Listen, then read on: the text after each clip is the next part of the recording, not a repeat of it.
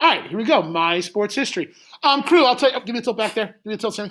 I'll admit, mine isn't like yours. Will be formatted better. All right, like those will be spread out a little better. I just threw a bunch of images in to help trigger me what I'm going to say. Okay, so keep that in mind. I give myself like a D plus for formatting and presentation here, where I get 1 out of 5 points.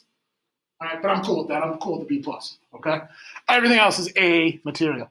All right, so my sports history. So I'm going to take myself through these categories. First of all, those are the 4 locations that are a major part of my sports history. I grew up in Hanover, Massachusetts, which is the H down there. It's a huge hockey town.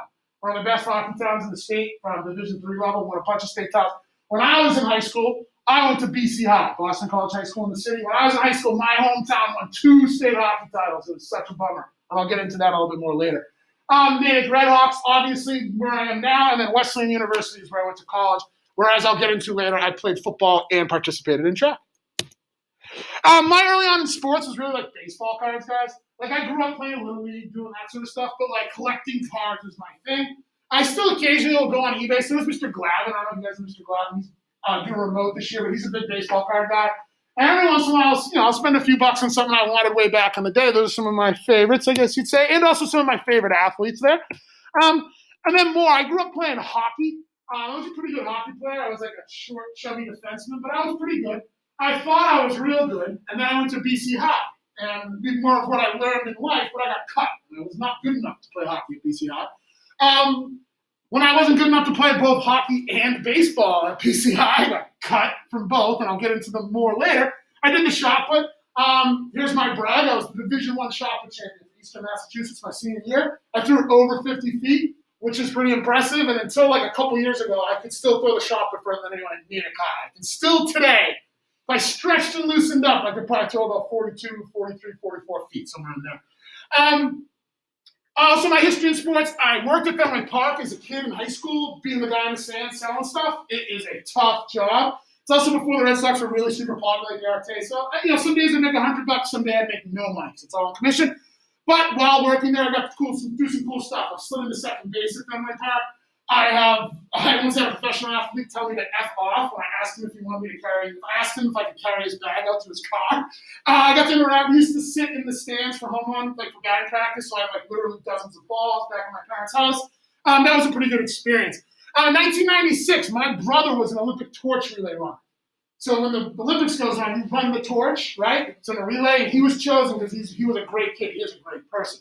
He was doing a lot of great deeds. He wrote a letter to the Olympic Committee, and they said, hey, we want you to get the Olympic torch. He ran it in front of the Boston Common. It's one of the major spots.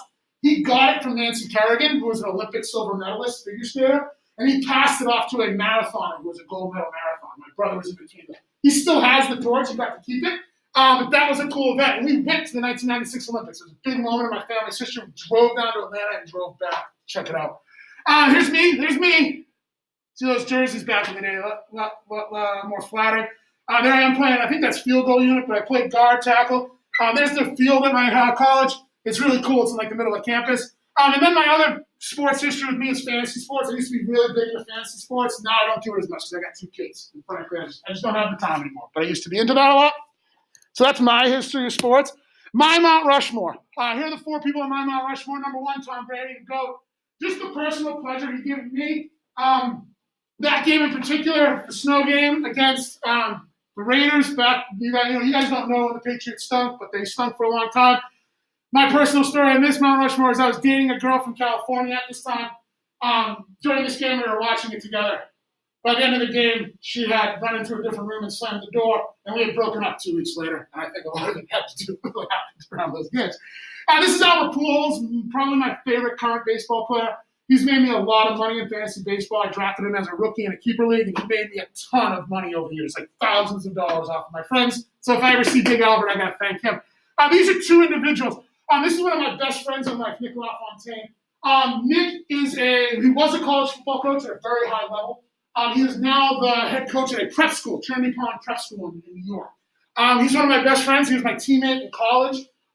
We studied the same major, so we were both American Studies majors. So he dragged my butt to class. I dragged his butt to class every time. We studied together. Anytime anything in my career has come up, he's the guy I've gone to. About 10 years ago, Norwood High offered me to be the head football coach. It was a big decision in my life, huge. He was the one I leaned on more than ever. He's just a good friend, and it all started with sports. He was an defensive lineman, and I was an offensive lineman. I've fist fought him maybe a half dozen times in my life, but he's one of my best friends. And then finally, Coach Lamb. Tom Lamb used to be the native football coach. He's the reason I'm in Florida. I was sitting at my dad's desk in his office once, and the phone rang, and it was him asking me to become the offensive line coach here. He's a legend. He coached Doug Flutie back in the day. He's just a total legend, and I'm blessed that he's still around with us, and he coaches with us now. And he's just like my hero. I could talk about him all day long. He's the best. If any of you guys know him, I know he got involved in softball. His granddaughter Brooklyn graduated last year. Tom Lamb and his wife and are just the greatest people ever. So I owe them a lot. Finally, on my bucket list, I love college football. It is my favorite thing. My favorite thing is college football. On Saturdays, me and my wife had an agreement we got made that Saturdays are mine. All right. I've been to Michigan's Big House.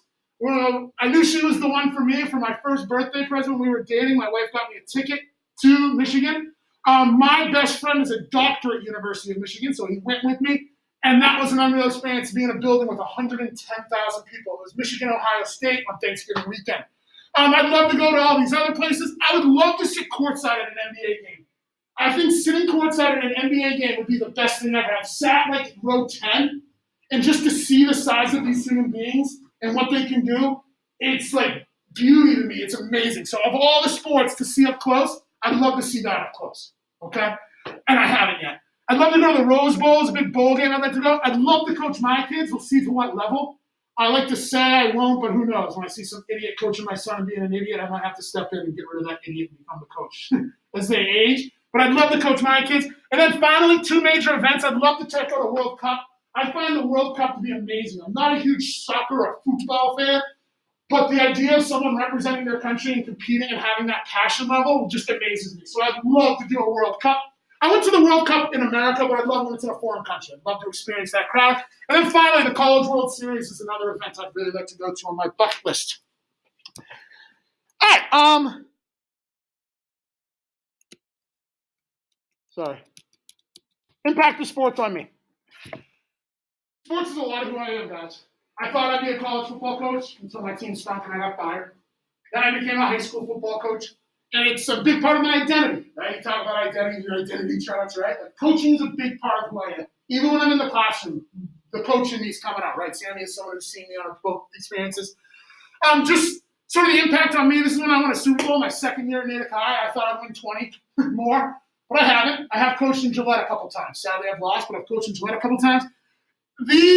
So Natick, it's just, I used to coach baseball here. It's just a big part of my identity is being a coach. You know, I coach fewer sports now. I don't do track anymore. It's still a big part of who I am. And then finally, these are 3 young men that I have coached, and they are coaches now. And to me, that is the greatest compliment. All right? I'm not saying they want to be a coach because of me, but I didn't hurt. You know? Up at the top is Joe Kreinson. Joe's an amazing person. Joe didn't know he was dyslexic until he was 21 years old in his senior year in college. He still graduated with honors from Westfield State, and he was an academic All-American in Division III football. Right now, he's coaching at the University of Pittsburgh. He's coached in different countries and multiple Division I colleges. I keep in touch with him every once in a while. Good old Joe. Here's Connor. Connor is the offensive coordinator at AIC. I honestly don't know where Connor is now. I know he got fired last year. You might know where he is, picked up another job. And then finally, this is Lee. He coaches at St. Anselm's, the last I checked. So it's just like coaching college football, someone who did it, it's extremely hard. And these guys lean on me, and I really like that. And that's humbling and awesome to me. And that's it, the impact. There you go, and then those are my 3 spots. The last thing of my impact I'll tell you about, I meant to say earlier, I apologize, is I've been cut. I was a big fish in a small pond in my hometown. I was the first baseman on the travel team. I was the starting defenseman on the hockey team. Then I went to BC High, and I wasn't real with myself. Straight up, I was too overweight. I was too slow to play there. You show up at freshman tryouts because they have a freshman team, and there's 125 kids trying out for hockey, and then you get cut. I went home and I cried for about 2 days straight. Straight up. I thought about leaving BC High, going back to Hanover High, being the, bigger, in the smaller pond, so to speak. My parents made me fight through it. So you ready for this? Then the spring came and I got cut from baseball. Again, 125 kids tried out. I got my butt cut. I was one of the last kids cut. Cried for days on end. Then I committed myself to the whole next year getting better at baseball. I'd go to like those hitting academies. But guess what? I wasn't running laps like I should. I should have gotten faster and lost some weight. I could hit a fastball. I couldn't run as fast as Coach wanted. So I tried out again sophomore year, and I was the last kid cut sophomore year. Again, I cried my eyes out for a couple days, but this time I pulled myself up by the bootstraps, and I started doing track, and yada, yada, yada. 2 years later, I'm a state champion. So my heart always goes out to kids who get cut, who always are eventually told, you're not good at a sport anymore.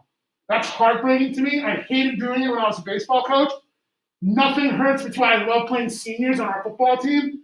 It really breaks my heart when a kid is told that you can't do a sport anymore, because I've lived that life, and that is unsettling, because sports are supposed to be fun. All right? A couple minutes longer than I wanted it to be, but I like to babble. Way longer than yours, because I've lived twice the life of you. You know what I mean? I get a check once a year for coaching. You know what I mean? Like, it's part of my job. So mine's a little different. That's it, guys. You got 10 minutes to yourselves. We're all good. Our presentation's like not supposed to have words. It can. I chose not to because I talked to you. So if you're not going to do words, do an auditory video recording of your voice. But as far as words, bullet points underneath. And I think you should do like images, and then the next slide, if you're doing slides, give me your bullet points on your images. Good question, though. But yeah, you can definitely record your voice. Again, that Screencastify is 5 minutes of free recording. If you want to sign up for that, if you can keep your presentation under 5 minutes, that'll work. And your microphone already works in your camera. You don't need to put your face on, too, which I like about Screencastify. It's a button you can hit so it doesn't show you as you're kind of doing your thing. That's all. Now you guys know a little bit more about me. And I really look forward to reading all these. I really do. I hope you're as honest and forthcoming as I think I will.